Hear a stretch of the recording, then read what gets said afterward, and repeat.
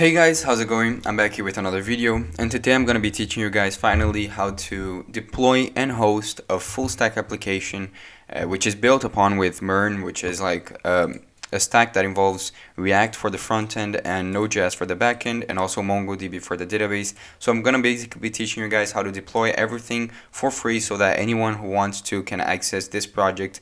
And you can see this is the project I'm going to be deploying. It's a project that I built on a series that I just finished.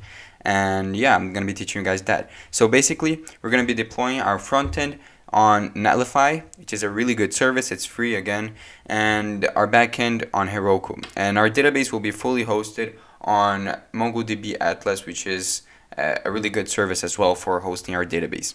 So you can see right here we have this application. It is working. I'm currently running the server on our local computer and the client on our local computer as well, but we're gonna start working first with deploying to Heroku, which is extremely easy. I have a video on this, but I'm going to basically be going over everything you need to do. So the first thing that you need to do is I'm gonna close everything related to my client. I'm just gonna come here to my server folder, and I'm going to install in my server side. So basically, as you can see, I have two folders, one for server and one for client. I'm gonna close my server from running over here. You can see I'm inside of my server. I'm going to install .env, which is the library that we can use to basically create environment variables. So I wrote yarn add.env, but you can use npm if you're using as well. So the next thing we need to do is we need to require .env and say .config. This will basically allow us to have all the functionalities that .env allow us to have, and it is really great because, as you can see, why do we need that? Basically, if you come here to the bottom, on our Express server, we are listening over here to a port 3001. But obviously, if we're running on a real server, this isn't where we're going to be listening to. Obviously, there might be other, we don't know which port it's going to be. So what we do is Heroku automatically, when you create a server, an application there, it creates a .env variable which is called port, and we can use that to basically call it over here. So now that we installed the .env package, we can just say process.env.port. And currently this is nothing because we haven't connected to Heroku, but when we connect, Heroku will automatically set a variable called port equal to the port of our application. And also, if we want to run in our local machine, we can also put or 3001, meaning that it can run on both ways, and that's great, right? So now that we have everything installed, we can start working with Heroku. So I'm gonna come here and I'm gonna open heroku.com, and you need to create an account and whatever. You're gonna see all this, this won't appear to you. These are all the projects that I previously had with Heroku. But basically, when you create your account, it's free. You can come here and click on new, create new app, and you can put a name for the app. So basically, I'm gonna call mine MERN Beginners. I don't know if that's available. I don't think so. Yeah, it is actually. So this will be part of your URL. So basically, not your front-end URL, your API URL. So it's going to be something like mernbeginners.herokuapp.com. I would recommend putting something related to your website. So mine, I just called it this, but it doesn't really matter. Then you can choose the region. I'm choosing US because I'm on the west side of the world. But if you're in the east side, probably choose Europe. Whatever is closer to you, it's where your server is going to be hosted. Then you can click on create app, and it's going to prompt a bunch of stuff. But initially, the only thing that are important are this over here. It's basically the installation guide for Heroku. Now let's come here to our application and make sure you are inside of the server folder, because the only thing we want to deploy to Heroku is our server folder. So you can see I'm inside of it. I'm gonna come here and I'm gonna say Heroku login. And this is great because it's going to allow us to log into Heroku. Then it's going to press any key to open up in the browser. You can press whatever. I'm going to press F. And over here it's going to open a link, and we can just click on login. That's perfect. You can see that now we have logged into Heroku in our application. You can see my email over here, meaning that it was successful. Then we got to follow these instructions right here. Ignore this first one. Just write git init. So let me write here git init. Then copy this right here, Heroku git remote. Basically, it's setting a remote to their repository. So you're setting a repository to the one that Heroku created. Then we're gonna follow up with the basic, like classic git add, git commit, and git push. However, it's a bit different for Heroku. So let's say git add dot, meaning we're adding everything. Then instead of being git commit -m, it's gonna be -am, and you can put the message here. I'm gonna say first commit, something like that, whatever. It's gonna make the commit. Then finally we have to say git push Heroku master. This is the message this is the command you gotta put, git push Heroku master. I'm gonna press enter, and it's gonna start deploying to Heroku. Obviously there might be some errors. I don't even know if mine is going to be fully functional. I always have errors when I try to deploy to Heroku for the first time, but I quickly fix it. They have a great interface for reading the logs, understanding if any errors occur, and it's really great. So when it's finished building, let's see, it's probably finishing right now. When finished building, you can click on open app and it will open to your application. Currently there shouldn't be anything because we're still deploying. Actually, we already finished deploying, so our API should appear over here, and it doesn't. It says application error. So this is great because this is what usually happens. So we can check to see why it's giving us error. So I'm gonna open up here. Actually, I won't open. Yeah, that's okay. I'm gonna open up here a new terminal to my right, and I'm gonna write Heroku logs 2 hyphens and tail. This will basically log everything related to the error, and we can clearly see what happened. So let me take a look. It started and then it crashed. But why did it crash? Well, let me see. It's process. Let me see. Okay, it crashed. Code H10, it's usually the one which always crashes. Robots.txt, I don't know what that means. Okay, I'm gonna basically just check this and I'll come back when I fix the error.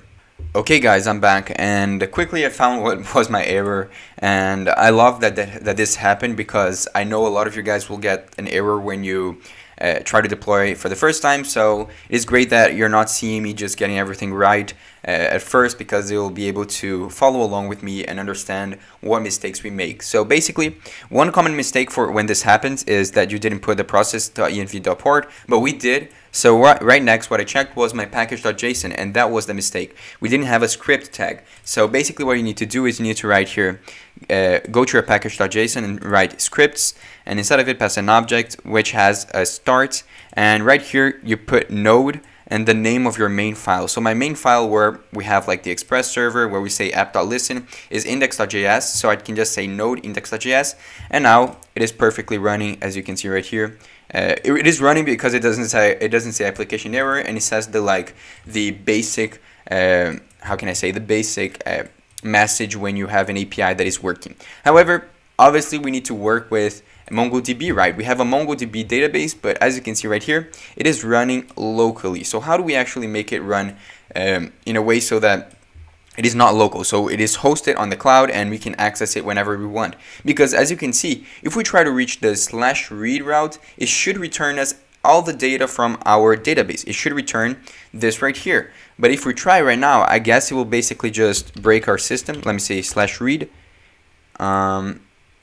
It's gonna keep trying and trying. If we go to network, let me try to see what appears. It's gonna try to make a request, right? Our console log. Yeah, basically it's going to break our system. So because we don't have we're trying to read from a local database. As you can see right here, it's not working. So how do we actually fix this? How are we going to deploy our MongoDB database? Well, we're going to be using Atlas. So I'm going to come here and say Atlas. It is MongoDB Atlas right here. It is a great system. I'm going to put the link in the description. It is hosted by MongoDB, and I already made a video explaining this, but I'm going to explain it again for those who didn't see that. So basically we're going to create an instance of our database in the cloud. Basically what we need to do is we got to come here to, this is not what you're going to be seeing initially. I'm going to try to go to where initially we arrived. So it's basically this, and you can click on new project and put a name of a project. I'm going to call this MERN beginner, and you click on next. Then it basically asks a bunch of stuff. You don't need to care about this, just press create project. It's going to create a project for you, and basically this is where we're going to add all the functionalities and aspects, and we're going to be able to create our cluster. So to build a cluster, you can click on this, and I would recommend choosing the free version because this is a free tutorial. And over here you can choose your cloud provider. Obviously, I recommend AWS. Google Cloud is also a really good option. I like AWS, and you can choose like where you want to host. I'm closer to North Virginia, where in the US, but basically you can choose whichever cloud, like whichever one is closer to you. And then basically all of them are free, I think, but just choose the one that is recommended, right? So then you can come here. You can also change the name of your cluster. You can call this MERN, and you can click on create cluster. And you can see our cluster is being created, which is awesome.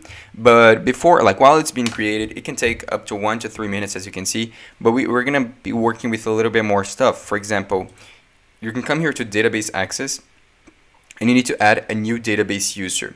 So basically what this is you're gonna be able to add a password, and it's a way to like add a password and authenticate that password, you know, and also add a name of a user, which is like both of this information you really need, because this is how you're going to recognize if you're like correctly connecting to your database. So the user I'm going to use is something like PedroTech, and the password, I don't care if you guys see this because it really doesn't matter. You need to be authenticated with your IP address to access this, and also this database doesn't matter. So I'm just going to put a random password like password 123. This is my password. And now I can click on add user, and password is too weak. Okay, so we can't use a weak password. Did it actually create my user? Let me see. I don't know if it actually created. I'm gonna try to add another one. So I'm gonna try again, PedroTech, and add a better password. So password #1. Wait, I'm gonna show you guys. So show password 123 Pedro. This is my password. So password 123 Pedro. Okay, what happened? So it's not allowing me, but I'll come back when I figure it out. Okay, guys, I just added my user. For some reason, I was clicking on the outside. That was the reason why it was kind of closing. But just write your password. My one is Pedro. It's password 123 and Pedro, and my username is PedroTech. Then you gotta go to network access, and you need to add your IP address. So what does this mean? Is basically it's going to whitelist your IP address to basically so that you're able to access and make changes to this cluster. So that's great, because that's why you don't it doesn't matter if you know my password. And as you can see, I clicked on add my current IP address, and it's going to automatically add the one that you currently have. It's starting to like include that, so it's great. So we can come here to clusters, and it's still being created. So I'll basically come back when it finishes creating, because we basically can't do anything while it's creating. Okay guys, as you can see, my cluster was finished, like it finished creating, which is great because now we can connect it to our MongoDB Compass. So yeah, if I open up here MongoDB Compass, which I showed you guys how to, like you can download, it's basically a way to see your database, and I used it in my tutorial series building this project. But basically, this is, if we need to connect it here to create our, how do I say this, our collections, right? Because we want to access those collections. So how do I do that? Well, we can come here to our cluster and click on connect.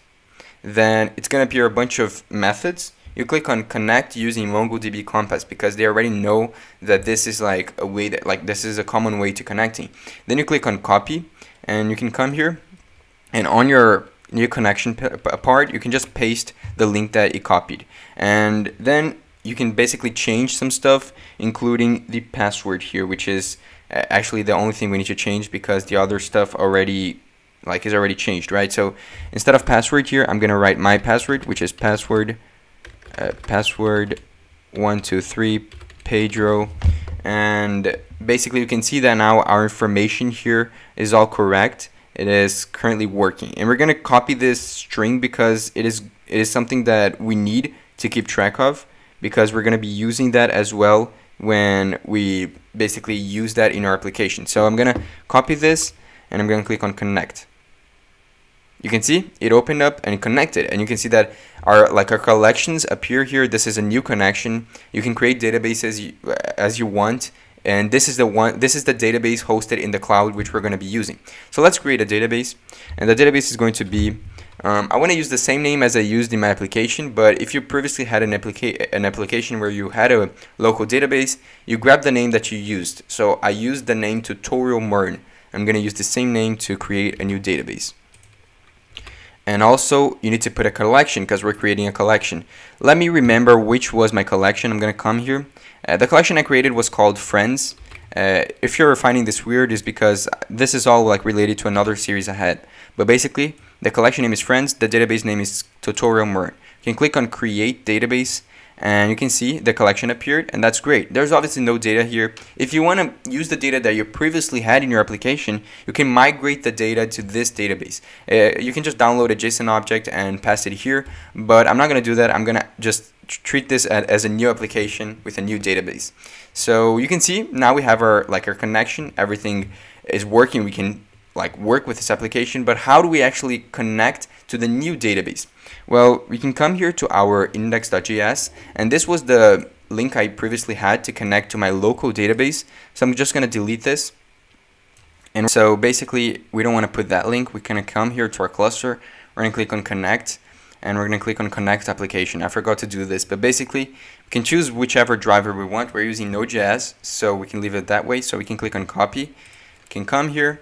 And again, we're going to just replace this. It's just a larger version of what we wrote, but basically it is more suitable. So we can write here my password, which is password123 Pedro. And over here is the name of the database, as I mentioned before, which is tutorial MERN. And this we can leave it as it is, and that's fine. So let's deploy it again here. Git commit -am. Whatever, I'm going to put a message git commit, and then git push Heroku master. Then we're going to start deploying it to Heroku, and now it should be working because basically we made the correct connection to our application. So I'm going to come back when it finishes deploying, and yeah.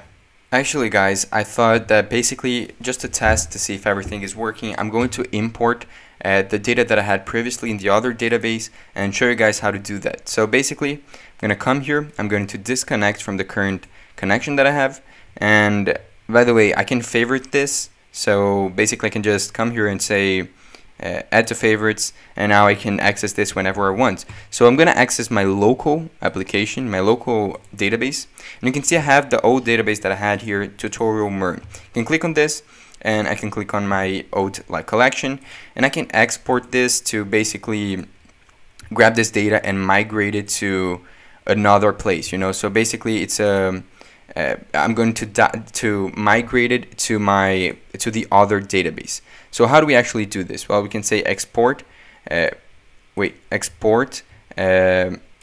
collection and export full collection. Then we can get everything here, and we can just say select output. It's going to be a JSON. We can choose wherever we want to save it. I'm going to save it on my desktop and say DB migration. And now everything that we have here should be exported. So you can see it exported 3 things, and you can see show file. You can see that this is the show file. This is the file containing everything related to, oh no, it opened my Xcode. Wait, I'm going to quit this. But basically this is the file that we want, right? So now we can come here and go back to our other database. So this is basically how you migrate from a database to another. You can come here, we're going to go to the cloud database, click on connect. We loaded everything. We go to tutorial MERN again, to friends, and now inside of here we can just grab this file and put it inside of here. Actually, you can't drag and drop, but we can import data, which is a JSON, and just select the file that we want. So which one do we, here, be that migration. And now we can just say import, and you can see that the data from that database is now on this one, which is great. It is the same users that we had, as you can see right here. And what does that mean? Well, it means that now our database should be working. For example, in this route here, app.get/read, it should, if we try to access this, it should render the whole database, everything inside of it. So let's check to see if it is actually working. So let's come here and try to reach the /read, and it should load or it should break. Let's see what happens. Okay guys, so I'm back again and I fixed everything, and I'm gonna show you guys what was the problem. Basically, when we went to network access, I told you guys to just whitelist your IP, but that was actually wrong information. You need to whitelist everything. So you can there's going to be an option which is going to say whitelist everywhere, and you can just click on that, or just put this right here, which means that anyone will be able to, like any IP will be able to access this cluster. Obviously, it is not insecure. It is advisable though that when you host your application not in Heroku, on for example, an AWS server, or like where you're hosting your application, you have your own server, then you do it that way. However, there's a bunch of security in place to not allow other people to access this. So just put 000/0, and that should work. And when you deploy your application, like we finished deploying everything, you can see right here, our server, as you can see, our database over here includes these three properties. And as you remember, we have a route which says it's a read, which means we can just basically go to /read, and it should display the data from the database. So as you can see, yes, we have a public API which is displaying data from a public database, a database that is hosted in the cloud, which means that it is working, everything is working, which is perfect because this is exactly what we needed. So now that we have this done, our API is working. What do we need to do? Well, we need to host our stuff on Netlify. So how do we actually do that? Well, we need to come to GitHub. So I'm going to write here github.com, and we need to deploy our front end, right? We need to deploy our front end to our application. We need to create a repository for our front end. So I'm going to click here on new repository. I'm going to say MERN beginner client, something like this, whatever you want to write. And I'm going to make it public. So I'm going to click create repository, and it's going to create the repository for me. Now I can come here to my application, I can close this, I can come here to my client, and we're going to have basically our client. It is what we actually want to deploy, right? So I'm going to, for now, close my server stuff because our API is working on Heroku. This is the only terminal I want to have, which is the front-end terminal. I'm going to stop the server from running, and you can see I'm inside of the client folder. I'm just going to write git init, then git, actually I'll just copy this. I'm going to copy everything here, and I'm going to paste it over here. So you guys can see that it's going to start pushing. Wait, what happened? Failed to push some refs. Did I forget to add stuff? Let me try this again. So I'm gonna copy this, I'm gonna paste it over here. So now actually I had to put a git push this command over here, and it's starting to push everything. If we refresh here our repository, you can see that everything related to our front end is over here, which means it is working. And our front end has been deployed, which is great because this is exactly what we want. So we now need to go to Netlify. So Netlify, it is a really good platform. You can sign up if you don't have an account. It is free. I'm just gonna log in with my normal account, and we can create a new website directly from here.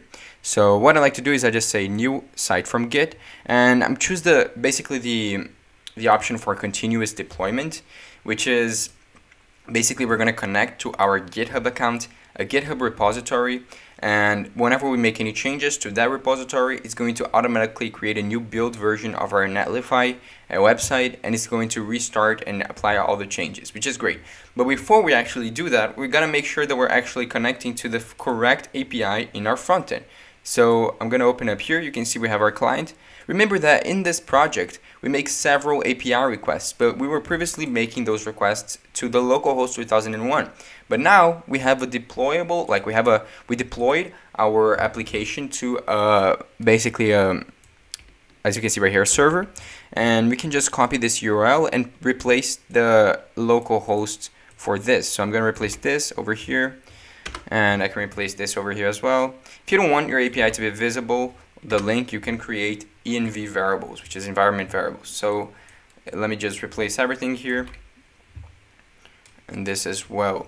So these are the only ones we need, and yeah, that's perfect. So now we can just deploy this again. So I'm gonna come here and say git add dot git commit negative m added API link, then git push, and it's gonna push everything. So now that everything is pushed, we actually need to create a build version of our application. So if you've never deployed anything before and you looked like tutorials, you probably saw that you run something like yarn run build, which basically is a command that will create a build version of your application, which is actually where what Netlify will look for in your application. You can see it's a folder called build, and if you're using npm, you can just write npm run build, and it's creating an optimized production build. This is the actual version of our project that we're going to be seeing. Now that everything is done, we can actually, I forgot, I'll just deploy again to my GitHub repository. So edited build version. You could have done both of them and just pushed everything together. What did I say? Your branch is up to date. Apparently it's up to date. Okay, that's fine then. So now that we have this done, we can come here to our Netlify. We can start continually deploying connecting with our GitHub account. So if you click on here on GitHub, it was auto-authorized. If you haven't worked with Netlify in your GitHub account before, it would appear so that you can log in with your GitHub account. We can click on all of our different, we can choose the repository that we want to use. Mine is MERN beginner client, so let's find MERN beginner client. It's this one right here.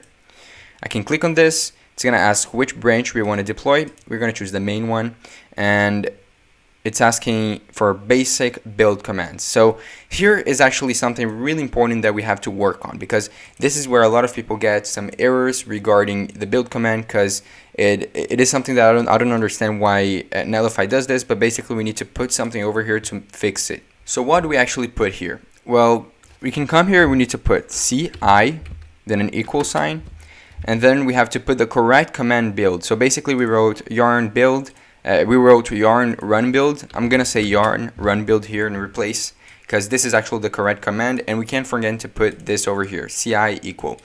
If you're using npm, obviously this won't be yarn, it will be npm, but it is the same idea. So now that we did this, we can click on deploy site, and it's going to start deploying our website. You can see the progress over here. It's saying site deploy, but you can already have an idea of the link. Currently, if you click on this, it's going to open up, but obviously it's going to say page not found because you haven't deployed yet. But you can check out the deployment progress. It's building the application, and when it finishes building, if there's any errors, which I don't know if I hope it happens, but if it happens, I want to show you guys how to fix some errors, so maybe it will happen or not. But basically, if it doesn't have any errors, I'll just show you guys the result and everything working. Okay guys, so I'm back, and you can see it said published, which means it's great and no errors occurred, which actually is good because we did everything correctly. So now this is the link. I already have it open here. You can click on this link and it will bring you up to a final version of your application, and you can see it's already working because it is correctly connected. It displayed the correct information from the database, meaning that everything is working perfectly. If I want to add someone in my application, for example, you can see that our database just has these 3 objects right here. This is our remote database in the cloud. I could just say something like John Cena, and the age of the person is 28, and I'm going to click add friend. You can see it added over here, but most importantly, let's check if it added at the compass. And yes, it added to the remote database, meaning that it's fully working. Any one of you guys can access this website, literally. That's the idea of deploying it to Netlify. You can see it's HTTPS, which is literally perfect if you're trying to deploy a secure application. Obviously, the URL isn't perfect. You have to access this URL over here. I wouldn't recommend accessing the API URL because this is only for making API requests. But basically, you can change this if you buy a different domain, if you want to. But I usually just use it like this because it doesn't really matter. And yeah, that's the idea. You can see our database is working, our project is working perfect. We deployed everything, our front end, our client to Netlify. We deployed our backend to Heroku, and the connection is perfect. So yeah, I hope you guys enjoyed this video. This video actually took a long time to do because deployment process is something that irritates a lot. Like it's really boring in my opinion, and I always make a lot of mistakes. So I definitely cut this video like so many times because I made some errors. And yeah, I just wanted to cut everything, not only for me, so that when I deploy again, I watch this video and just know exactly the steps I need to take. But also for you guys, since I really want to help you guys, if you want to deploy your applications, this is how you do it if you're using MongoDB, React, and Node.js for your backend. So yeah, I hope you guys enjoyed this video. If you enjoyed it, please leave a like and comment down below what you want to see next. Subscribe because I'm posting every single day. Also, I have a Patreon. If you're interested in helping me and supporting the channel, I would really appreciate it. But yeah, I hope you guys enjoyed this video, and I see you guys next time.